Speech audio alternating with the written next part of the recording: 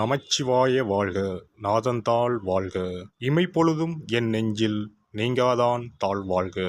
வாழ்க வளமுடன். அனைவருக்கும் இனிய வணக்கங்கள். நாம் இந்த பதிவில் பெயர்ச்சியாகும் செவ்வாய் பகவானால் ராசிக்காரர்களுக்கு ஏற்படும் சுப மற்றும் அசுப பலன்கள் என்ன என்பதனையும், அசுப பலன்கள் ஏற்படுமாயின் ராசிக்காரர்கள் செய்ய வேண்டிய பரிகாரங்கள் என்னென்ன, வழிபட வேண்டிய தெய்வம் யார் என்பதனை பற்றியும் விரிவாக காண்போம். உங்கள் வாழ்வில் வளமும் நலமும் செல்வ செழிப்பும் பெற்று வாழ்வில் உயரிய நிலையை அடைய எல்லாம் வல்ல இறைவனை வேண்டி விரும்பி கேட்டுக்கொள்கிறேன். செவ்வாய் பகவான் சகோதரக்காரகன் ஆவார். சிவப்பு நிறத்தின் அதிபதி, ஆண் கிரகம், அதிலும் தைரியமான கிரகம். செவ்வாய் துடிப்பானவர், இளமையானவர், இள ரத்தம், வீரமான கோபமான இளைஞனை போன்றவர். எதற்கும் பயப்பட மாட்டார், துடிப்பானவர். தைரியத்தையும் வீரத்தையும் குறிப்பவர் செவ்வாய் பகவான். இவர் கிரகங்களின் தளபதியாக கருதப்படுகிறார். செவ்வாய் பகவான் மேசம் மற்றும் விருச்சிக ராசிகளின் அதிபதியாக உள்ளார். ஒருவருடைய ஜாதகத்தில் செவ்வாய் சுபஸ்தானத்தில் இருந்தால் அந்த நபர் வீரம், தைரியம், ஆற்றல் மற்றும் சக்தி வாய்ந்தவராக இருக்கிறார். அனைத்து கிரகங்களும் ஒரு குறிப்பிட்ட காலத்தில் தங்கள் ராசியை மாற்றுகின்றன. இவற்றின் தாக்கம் அனைத்து ராசிகளிலும் காணப்படும். செவ்வாய் பெயர்ச்சியும் அனைத்து ராசிக்காரர்களின் வாழ்விலும் ஒரு குறிப்பிடத்தக்க தாக்கத்தை ஏற்படுத்தும். இந்த வருடம் ஜூன் 1ஆம் தேதி சனிக்கிழமை அன்று செவ்வாய் பகவான் தனது சொந்த ராசியான மேசத்தில் பெயர்ச்சியாக உள்ளார். செவ்வாய் கிரகத்தின் இந்த பெயர்ச்சியானது மாலை 3:39 நடைபெறும். செவ்வாய் பகவான் ஜூன் 1 முதல் ஜூலை 12 வரை மேசராசியில் இருப்பார். மேசத்தில் ஏற்படும் செவ்வாய் பெயர்ச்சியானது ருச்சக ராஜயோகத்தை உருவாக்கும். இதனால் சில ராசிக்காரர்களுக்கு அற்புதமான நற்பலன்கள் கிடைக்கும். செவ்வாய் பகவான் மகர ராசியில் அல்லது அதன் சொந்த ராசியான மேசம் அல்லது விருச்சகத்தில் இருக்கும்போது இந்த ருச்சக ராஜயோகம் உருவாகிறது. இந்த அற்புதமான சேர்க்கை ஏற்படும் போது அதன் செல்வாக்கின் கீழ் உள்ள ராசிக்காரர்கள் மிகவும் தைரியமாக, துணிச்சலாக மாறுகிறார்கள். சமூகத்தில் அவர்களின் கௌரவம் அதிகரிக்கிறது. பணிபுரியும் இடத்தில் தனி மரியாதை கிடைக்கிறது. இனி செவ்வாய் பெயர்ச்சியால் ஏற்படவுள்ள ருச்சக ராஜயோகத்தால் அதிகப்படியான நல்ல பலன்களை அடைய உள்ள ராசிகளை பற்றி காண்போம். எந்த ஒரு காரியத்தையும் நிதானமாக செய்து முடிக்கும் ரிஷபராசி அன்பர்களே, இந்த செவ்வாய் பெயர்ச்சியின் போது பணவரத்து அதிகமாகவே இருக்கும். உங்களது கருத்துக்கு மற்றவர்களிடம் வரவேற்பு இருக்கும். எதிர்ப்புகள் விலகும். தடைப்பட்ட காரியங்களை மீண்டும் செய்து முடிக்க தேவையான முயற்சிகளை மேற்கொள்வீர்கள். மனதில் புதிய உற்சாகமும் தைரியமும் உண்டாகும். வசதிகளுக்கு குறைவு இருக்காது. தொழில் வியாபாரத்தில் இருந்த போட்டிகள் குறையும். புதிய ஆர்டர்கள் பெறுவதில் சிந்தனை செலுத்துவீர்கள். உத்தியோகத்தில் இருப்பவர்களுக்கு வேலை செய்யும் இடத்தில் இருந்த பிரச்சனைகள் குறையும். அலுவலகம் தொடர்பான பயணம் செல்ல வேண்டி இருக்கலாம். குடும்பத்தில் இருந்து வந்த பிரச்சனைகள் குறையும். கணவன் மனைவிக்கு இடையே இருந்து வந்த மனக்கசப்பு மாறும். குழந்தைகள் நலனில் அக்கறை செலுத்துவீர்கள். புதிய நண்பர்களின் சேர்க்கை, அவரால் உதவிகள் உண்டாகும்.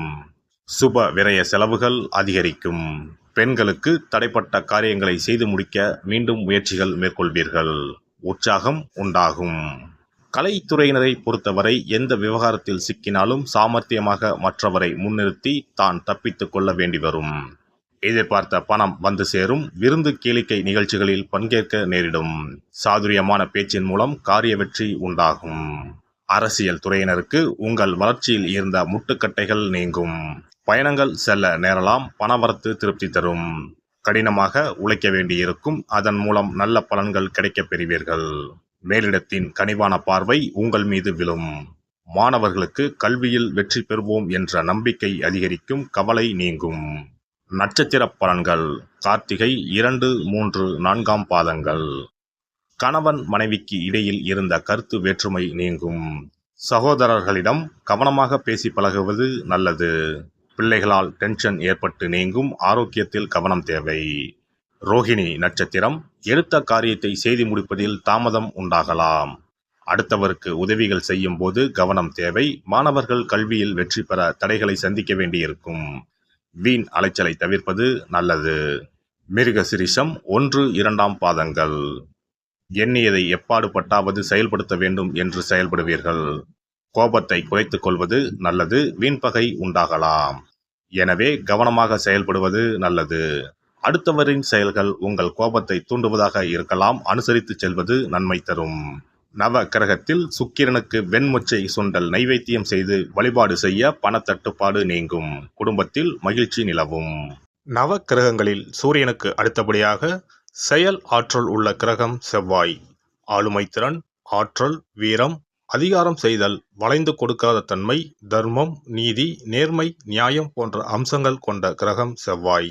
செவ்வாய் பலமாக இருந்து நல்ல ஆதிபத்தியம் பெற்று அவரது தசை நடக்குமானால் சகோதர சகோதரிகள் மூலம் பெரும் அனுகூலம் ஏற்படும். பெரிய பதவிகளில் உள்ளவர்கள் தொழில் அதிபர்களின் தொடர்பு கிடைத்து அதன் மூலம் முன்னேற்றம் உண்டாகும். பலமற்ற ஆதிபத்தியம் பெற்று தசை நடக்குமானால் கீழே விழுவதும் அடிபடவும் நேரிடும். வாகன விபத்துக்களை சந்திக்க நேரிடும். இரத்த காயங்கள், வெட்டுக்காயங்கள், இரத்த சம்பந்தமான நோய், சித்தப்பிரமை, தலையில் அடிபடுதல் போன்றவற்றை ஏற்படுத்துவார் செவ்வாய் பகவான். வீண் வழக்குகள், சண்டை சச்சரவுகள், மறைமுக நேர்முக எதிரிகள், பொருள் களவு போகுதல், செய்தொழில் வியாபாரத்தில் திடீரென்று பெருத்த நஷ்டம், அரசாங்க கெடுபிடி, பதவி இறக்கம், மறைந்து வாழும் சூழ்நிலை என்று பலவகை இன்னல்களை உருவாக்குவார். செவ்வாய் முதலான தோஷங்கள் அனைத்தும் நீங்க அவரின் அருளை முழுவதும் பெற செவ்வாய்க்குரிய அதிதேவதையான முருகனை வழிபடுவதும், கோதுமை ரொட்டி, வெள்ளை எள் கலந்த இனிப்பு பலகாரங்கள், துவரை போன்றவற்றை ஏழைகளுக்கு தானம் கொடுப்பதும் நல்லது. செவ்வாய் கிழமைகளில் விரதம் இருந்து செவ்வாய் பகவானுக்கு விளக்கேற்றுவது, சஷ்டி விரதம், கிருத்திகை விரதம் மேற்கொள்வது, தினமும் கந்த சஷ்டி கவசம் படிப்பது நல்லது. மேலும் செவ்வாய்க்குரிய கல்லான பவளக்கல்லை மோதிரத்தில் பதித்து அணிவது, சிவப்பு நிற ஆடையை அணிந்து கொள்வது, செப்பு பாத்திரங்களை உபயோகிப்பது போன்றவற்றால் செவ்வாயால் உண்டாகக்கூடிய தோஷங்கள் குறையும். செவ்வாய் பகவானுக்கு செய்யும் பரிகாரங்கள் அனைத்தும் முருகனுக்கு உகந்தது என்பதால் முருகனின் திருவருளும் கிட்டும். திருமண வாழ்க்கையில் செவ்வாய் பகவானுக்கு முக்கிய பங்கு உண்டு. திருமணத்துக்கு வரன் பார்க்கும்போது பிள்ளைக்கோ அல்லது பெண்ணுக்கோ செவ்வாய் தோஷம் இருக்கிறதா என்றுதான் முதலில் கேட்பார்கள். அந்த அளவுக்கு செவ்வாய் தோஷம் மிகவும் முக்கியமானதாக பார்க்கப்படுகிறது. ஒருவரின் ஜனன ஜாதகத்தில் லக்னம், சந்திரன், சுக்கிரன் ஆகியோருக்கும் செவ்வாய் இருக்கும் இடத்திற்கும் உள்ள தொடர்பை கொண்டுதான் செவ்வாய் தோஷம் ஒருவரின் ஜாதகத்தில் எந்த அளவுக்கு வலிமையாக இருக்கிறது என்பதை கணிக்க முடியும்.